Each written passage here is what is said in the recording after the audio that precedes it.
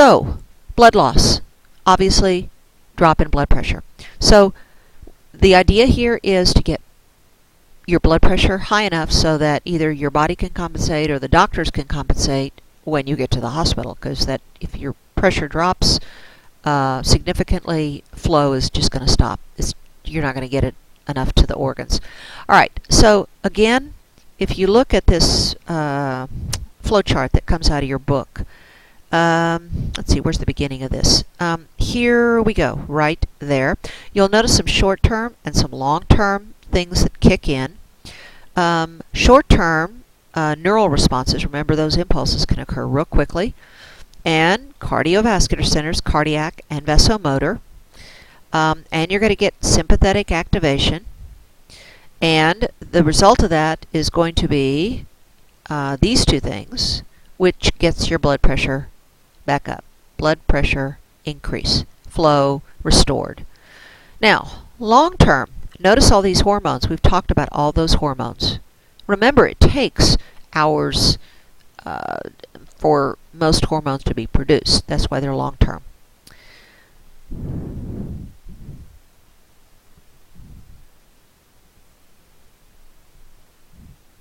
Okay.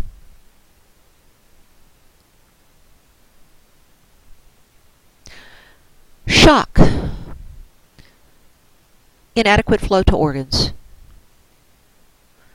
There are different kinds of shock. The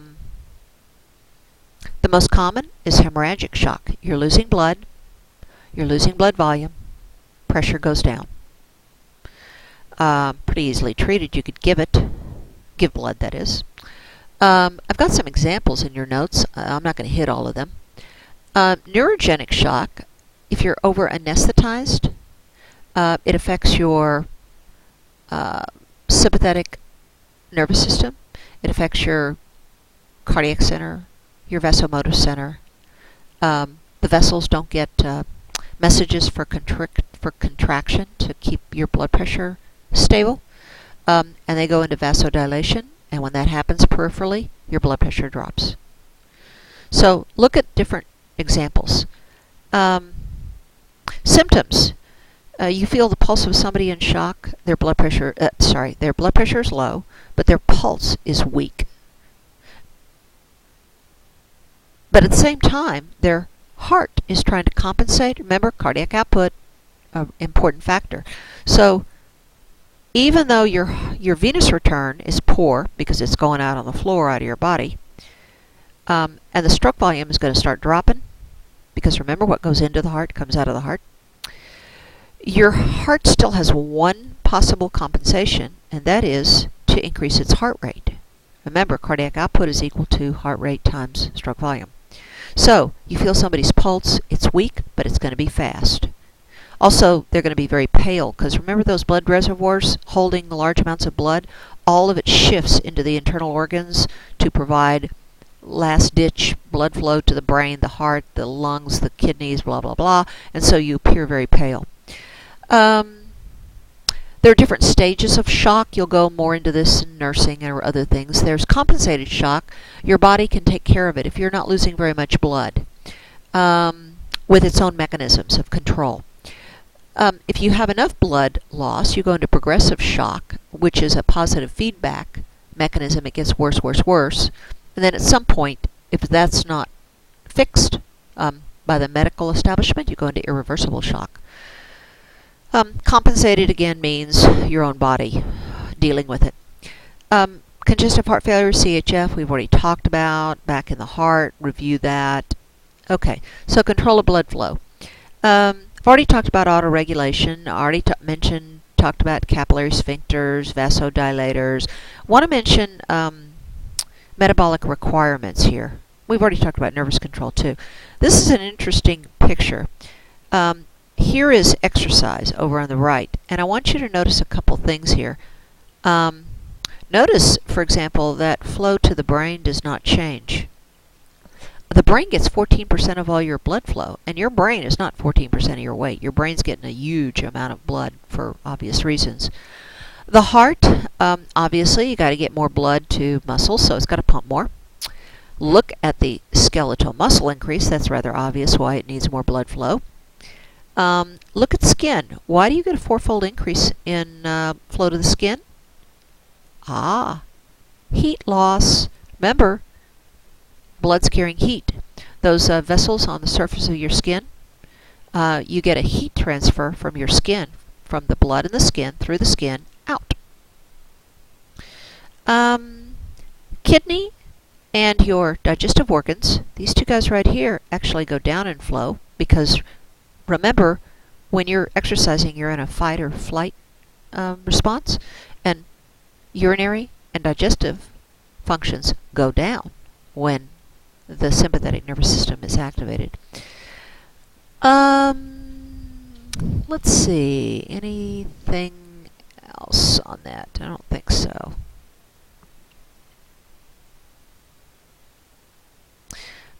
Just a few more things.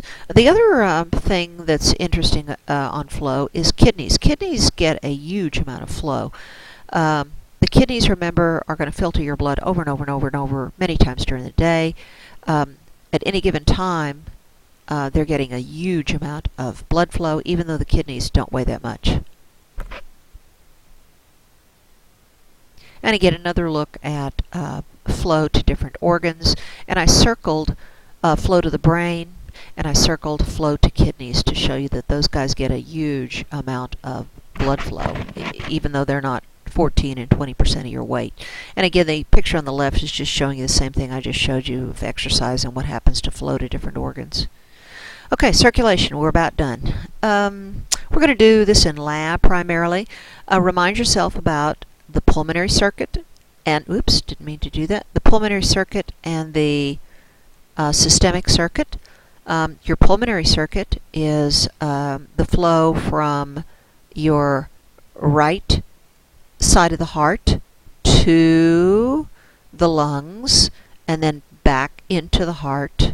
Actually, I drew it into the ventricle, into the atrium. That's the pulmonary circuit. The rest of the flow is systemic circuit. So you've got kind of a diagram here laying out the circuits. Now, there is one little mini circuit that I'm going to talk about in a minute. You'll see it right here. It is, whoops, it is the hepatic portal circuit right there, involving the liver, so we'll talk more about that coming up.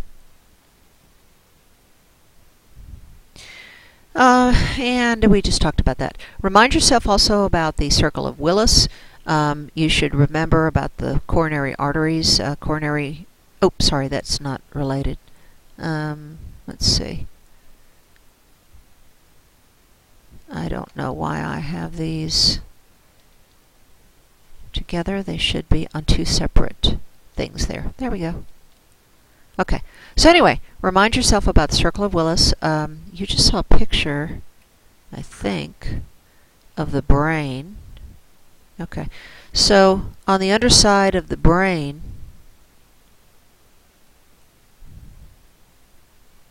I don't know why my mark is not disappearing here, but anyway, on the underside of the brain, I can't get that to go away. Huh. There we are. Right in here, on the underside, I'm trying to use this. There we go, maybe. Right in there, on the underside. So look at that in your book.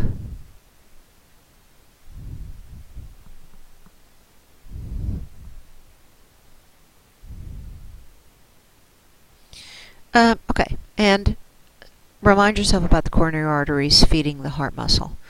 I showed you back in the heart at the beginning of the first part, there was some really good websites for movies. Here's one of the ones I showed you. Excellent website.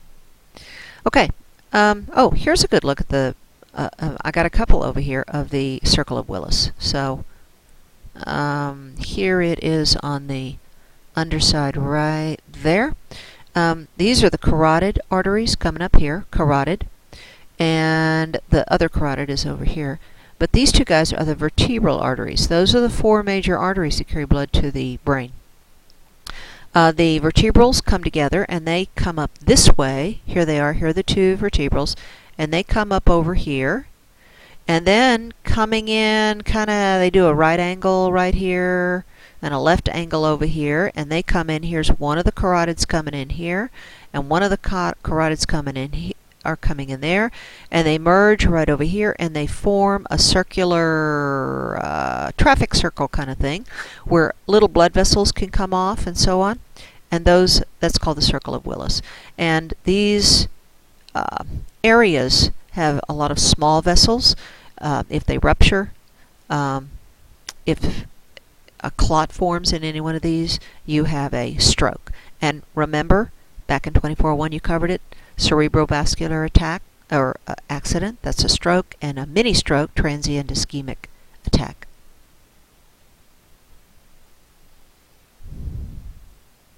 Okay, the portal system. Alright, notice this is all veins. No arteries, you don't see any of them. Now, remember that food is here, and it's going down that way, and it's going to go down into the intestines here, where you're going to have a whole lot of high nutrient material sitting in there. It's got to move into the blood supply. So this is where nutrients and electrolytes and all that jazz moves into the blood supply. You're also going to have a little bit of movement of water and some vitamins and things from the large intestine. This is large intestine, part of it right there. So all of this blood is coming in from these organs, including from the stomach and a few other guys, and they go into a big, well, I don't know how big it is, but this vessel right there, you can see it right there going into the liver. The movement of the blood is going that direction into the liver. That's called the hepatic portal vein. Portal, doorway to the liver. The liver processes nutrients. It stores, it manipulates, it changes one amino acid to another, it stores glucose, blah, blah, blah, stores some of the vitamins.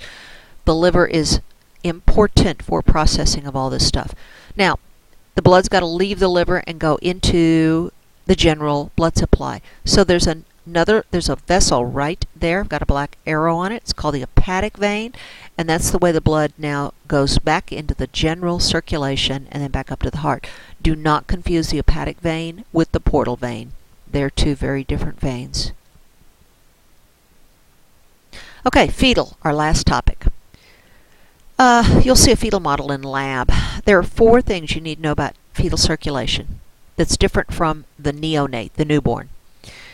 Okay, look at the heart right here, right there, and notice that there's a box blown up right here, and you will notice that there is a hole between the 2 atria. You can see it better on that insert. That is called the foramen ovale. It's number 2 here, it's number 2 over here. And this allows movement of blood from one atrium to another. Now, you might be aghast if this were happening to you, and it would be serious for you, because remember, right side heart, deoxygenated blood. Left side, oxygenated blood. They don't meet. They don't come together.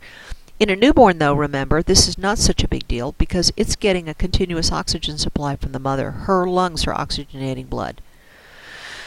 Okay, number 1. Over here, remember, here is the aorta, right there, aortic arch. And let me point out the pulmonary trunk, which is an artery, right there, carrying blood to the lungs. All right, now, it's kind of hard to see here, but there is a little detour. I can't quite get my blue there, right there. I just kind of colored it. It's a bypass. The blood, a lot of the blood detours away from the lung and goes into the aorta and then is carried into the general supply, going down that way. Now, I didn't say all the blood goes around the lungs because the lungs have to develop. They have to have some blood. But the fetal lungs aren't oxygenating blood. Why should all the blood from the right side of the heart go there when it's kind of a useless endeavor? It's just not oxygenating. So that's the ductus arteriosus. 3, the ductus venosus. Kind of similar to the lungs. Look at the liver here. Let me erase all this jazz. Okay, so look at the liver here. The liver in the fetus really isn't doing a heck of a lot. It's developing, but it doesn't have to process nutrients. That's all done by mom's liver. So here's the placenta attached to the uterus, and let's follow. We're going to go through the umbilical vessels. I'll get back to the ductus venosus in just a second. So let me introduce you to the umbilical artery. Now let's go with the umbilical vein. Umbilical vein is carrying blood to the fetus. Remember the umbilical vein, which is going to be the pink. Think about that for a minute. The pink guy. Umbilical vein. All right? Veins carry blood to the heart. This is a fetal vein carrying blood to the heart. It's not an artery. Pink is carrying oxygenated blood because it's picked up oxygen right here from the mother's supply, crossed over the placenta. Okay, so anyway, if you follow the umbilical vein, the pink one, and notice there's only one, it goes in over here, and there's a little route that goes around the liver here. It's kind of a detour around the liver, and then it joins into the vena cava right here, going into the heart, right? So again, this is a bypass, a detour. Not all the blood, just much of it, bypasses the liver. Now, let's talk about umbilical arteries. Okay, so we have the blood that's coming down the aorta right here, and it's dropped off blood at various places along the way, and some of that blood is going to go down to the legs. Whoops, okay. I just hit my thing here. Let me erase that. Okay. Now notice that there's a little blood vessel there. And there's another blood vessel coming off from the iliac arteries. These are iliac arteries. I'll put IA for iliac arteries. That's one right there. Anyway, there's a little branch coming off right there. And there's another little branch coming off right there. And those are the guys, that's the beginning of the umbilical arteries. They're the two blue arteries that are twisted around the umbilical vein. And remember that this is carrying high CO2, and again the CO2 is going to go that away, back into the mother's supply. By the way, here's an enlarged view, if you look on the left, of that umbilical vein and artery. Okay, problems with the fetus, just in passing, just to point out a couple of things, nothing that you really need to know in any detail. This can be life-threatening if these 4 modifications are not fixed, and they have to be fixed, that is, fixed by your own body quickly. That little foramen ovale hole that you see right there should be shut and closed off in 2 days. And if it's not, you still get that mixing of oxy and deoxy blood, and that's life-threatening. You can also have a hole. You can have other modifications or congenital problems in addition to the ones that I named. You can have holes in other areas. You can have a constriction of the aorta. Look right there. That means the blood's coming along and it gets over here. It's like your foot stepping on a water hose with water coming through it. The pressure is going to skyrocket up here in the aorta, and it's going to put pressure on the heart. Anyway, so these are all congenital disorders.